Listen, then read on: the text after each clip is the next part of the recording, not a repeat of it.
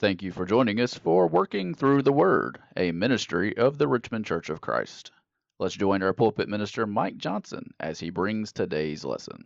By far the greatest reaction, or that is the reaction of people to Jesus mostly described, is their astonishment and their amazement.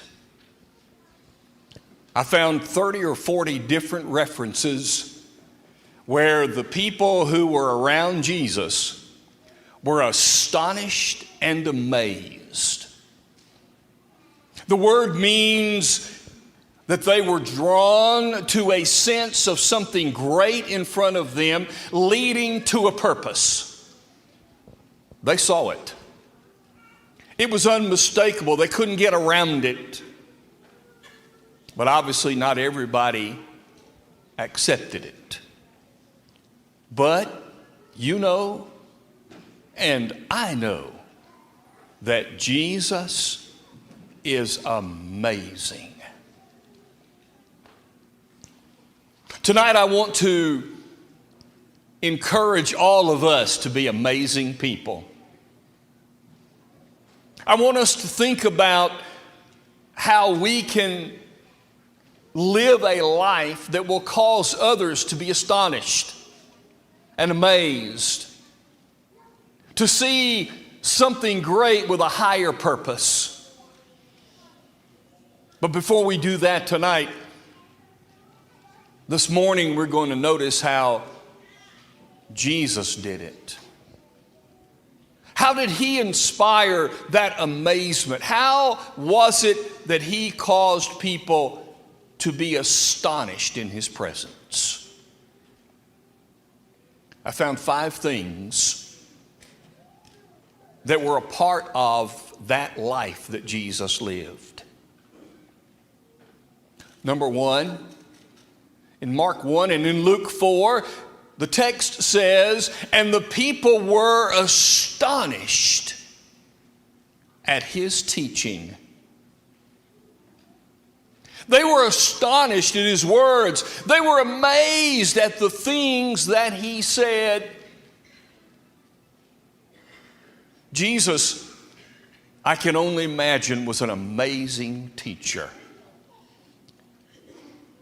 Just think about the times that you have sat in the presence of someone who taught or preached, and you were just overwhelmed by the message that was being presented. And just imagine that Jesus produced that every day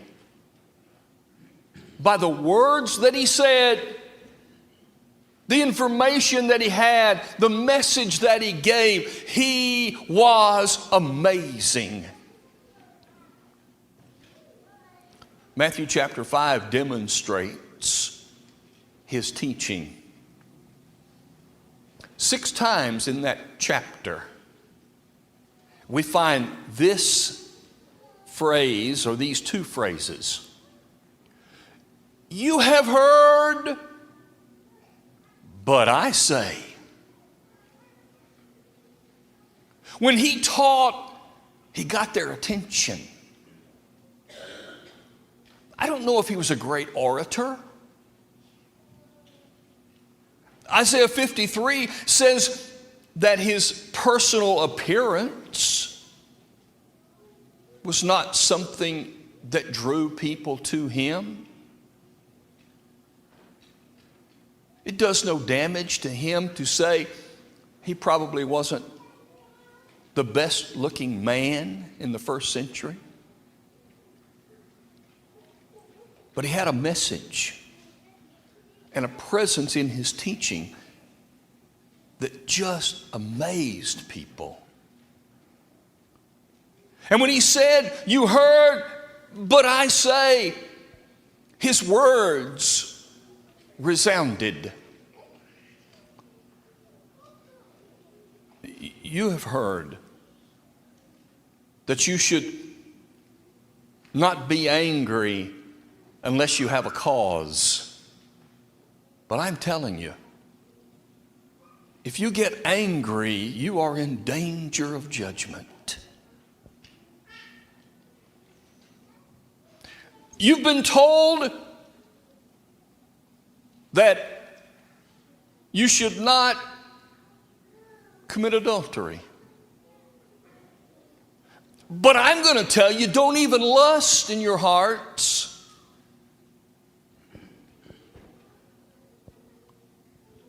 You have heard that if you want to get a divorce, here's how you do it. But I say, you shouldn't divorce at all, because that's not what God intended from the beginning.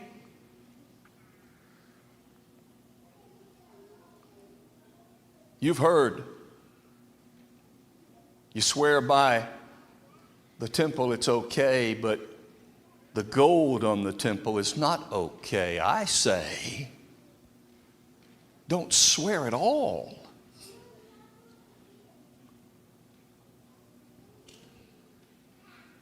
I tell you that you have heard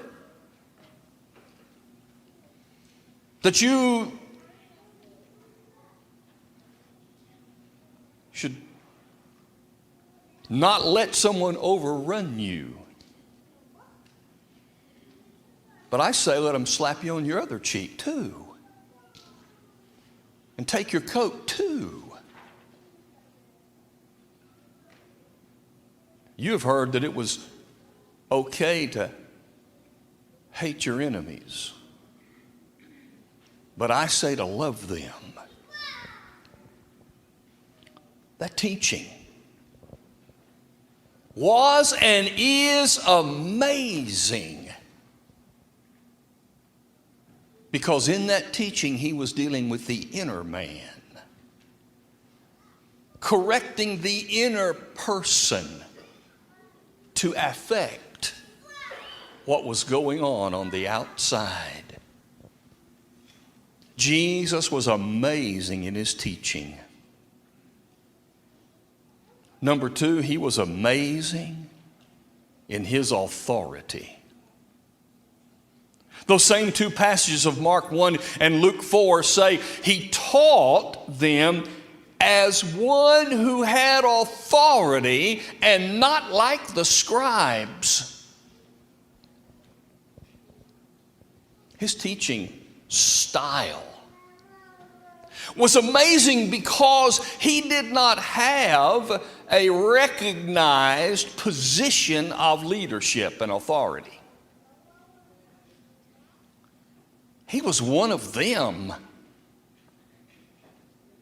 They even said, we know his mother and his brother and his sisters, they're right here. How could he be this guy? But coming from that place of no apparent authority, he spoke with authority. When the scribes and the Pharisees spoke, Matthew 23, whatever they tell you to do, do it, Jesus said. But don't do like they do, because they say and do not. His authority came not from a position of man-made greatness, but from a position of humility, where everything he said and everything he did matched.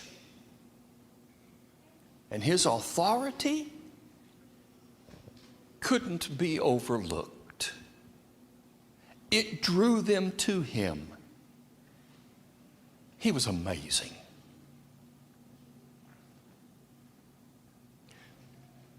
Number three, in Mark 10, he was amazing because of the difficult things that he taught. That sounds strange, doesn't it? The difficult things that he taught. He encountered a rich young ruler, and he told him, give up everything.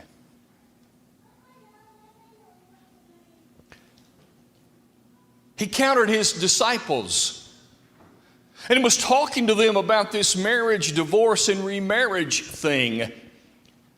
And he said, I know what Moses told you to do, but I'm telling you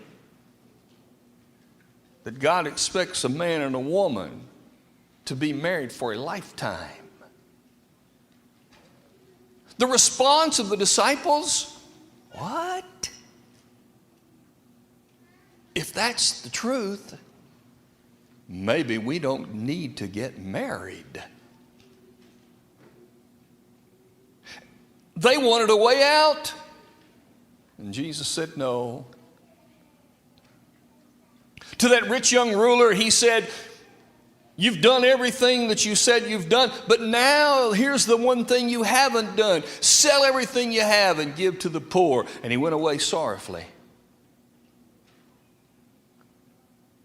And in that same context, James and John with their mother came to Jesus requesting that they could sit in the places of authority at the right and left hand in the kingdom. And Jesus said, that's not mine to give. You see, when Jesus said difficult things, he did not try to appease people in what he said. He didn't try to appease the disciples on marriage, divorce, and remarriage. He did not try to appease the rich when he met that young ruler. He didn't even try to appease his inner circle, because Peter, James, and John spent more time with him in more places than did anybody else. Jesus said difficult things, but he didn't try to appease anybody. And it was amazing. Every society in history has gone through times of controversy. We're in the midst of a lot of those now. It is not our job as God's representatives, it's not our job as those who follow Jesus to try to appease the society.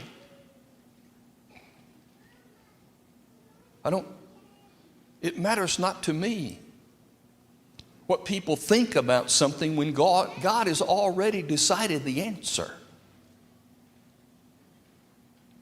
And God made two kinds of people. Male, female. It's never been changed. There aren't any more. There aren't any others. That's it. And we dare not appease society by thinking that we can give in to all of these other labels. There's only two. That's it. And every life is valuable. Unborn babies deserve to come to this world. And a blight of abortion on society and the world finally has seen a light. And we dare not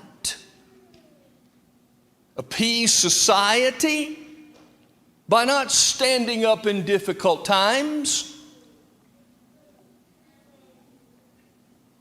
We should stand with people of all colors, all economic levels, all education levels. We don't appease people, because Jesus in difficult times said difficult things, but it was amazing.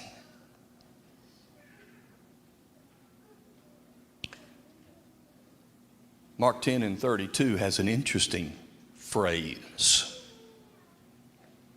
It says, and they followed Jesus but they were afraid. How much sense does that make? Jesus was amazing because he generated fear without driving people away.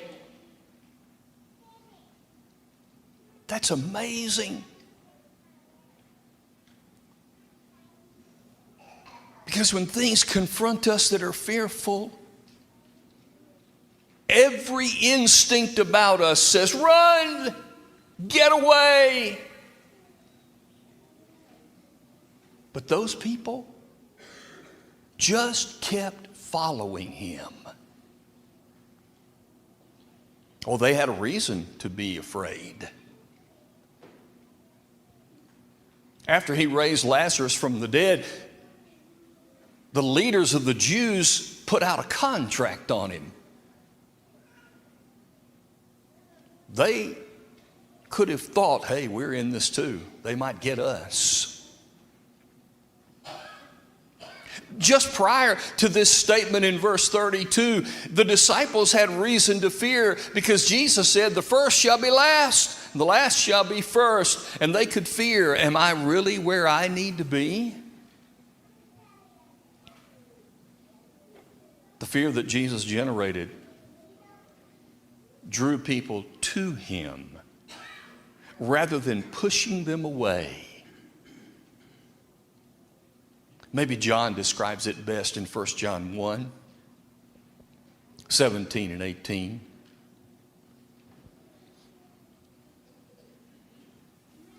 Fear produces judgment. And of course, we know judgment is coming someday. But perfect love casts out fear. Do you think maybe they follow Jesus because they could experience the fear of life, natural, real, and true, fading away in the love that he shared with them? Can't we be amazing too? Shouldn't we follow the example of Jesus? Is it possible that fear, while true and real and something we want to avoid, instead of running people away, drives them to Jesus who takes away all fear? That's what made him amazing. Finally, Jesus was amazing because he produced guilt in people. Well, that makes no sense either. Well, how does that make you amazing? John writes a story about the disciples. They've been out fishing and they're not catching anything. And Jesus said, just throw your nets on the other side. And when they did, they had more than they could pull in. They called other boats to help them. And the next words from Peter were these: I am an unclean man.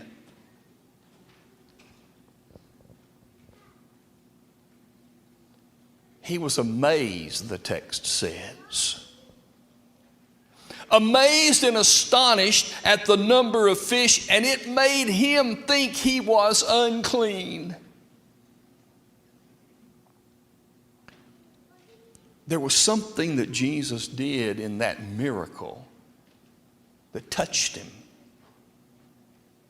And when it touched him, it gave him a sense of guilt that he just could not shed. I think it's the presence of Jesus. Let me give you two. You remember in John 8, when those men brought the woman to him who was taken in the very act of adultery. And they said, Moses' law says she should be killed. And the text says, Jesus said, "Whoever is among you, cast the first stone." He didn't say, "Don't kill her," because the law said that it should happen. But he created guilt in them, and they left one by one. How did he create it? By agreeing with them. And in that agreement, it pierced them to their very souls. Sure, she committed adultery, but each one of us is guilty too. He upheld the Mosaic law,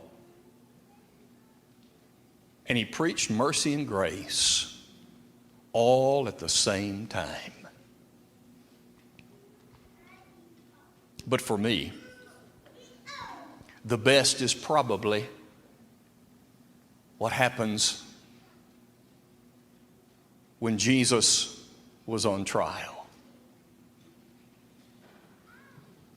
Peter had already been told that before the rooster crowed 3 times, he was going to deny Jesus. And Luke records that when the third denial came and the rooster crowed, Jesus looked at him. His eyes created the guilt. How many times have you as parents, we as parents, have created a relationship with our children such that all we have to do is look, and they are destroyed? Get right on the right track, because the presence was so powerful. Jesus is amazing. What he taught, the authority with which he did it, the difficulty surrounding it, the fear that it produced, and the guilt that was there made him an astonishing, amazing person. Today, if Jesus is not amazing to you, you just haven't read enough. You just haven't listened enough. If he's not amazing to you, you can't be amazed. His one life changed the whole world.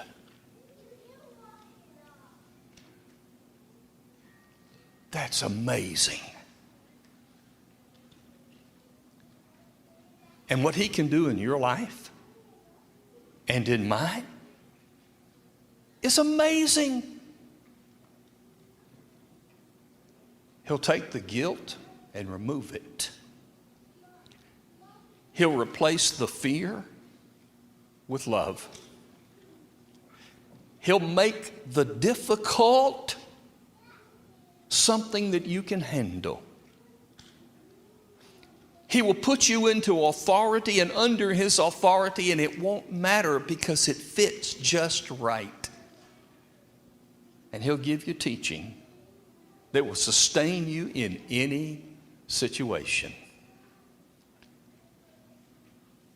If you've not given your life to the amazing Jesus, today would be the best time ever, because it's now, to do that.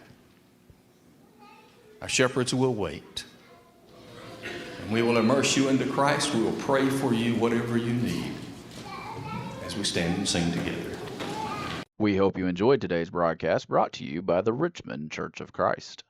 We are located at 1500 Lancaster Road in Richmond, Kentucky. We meet on Sunday mornings for Bible class at 9 a.m., followed by our morning worship service held at 10 a.m. Our Sunday evening service is held at 6 p.m., and our midweek Bible study is held on Wednesday at 7 p.m. If you are in the area, we would love to have you as our honored guest. Thanks for listening.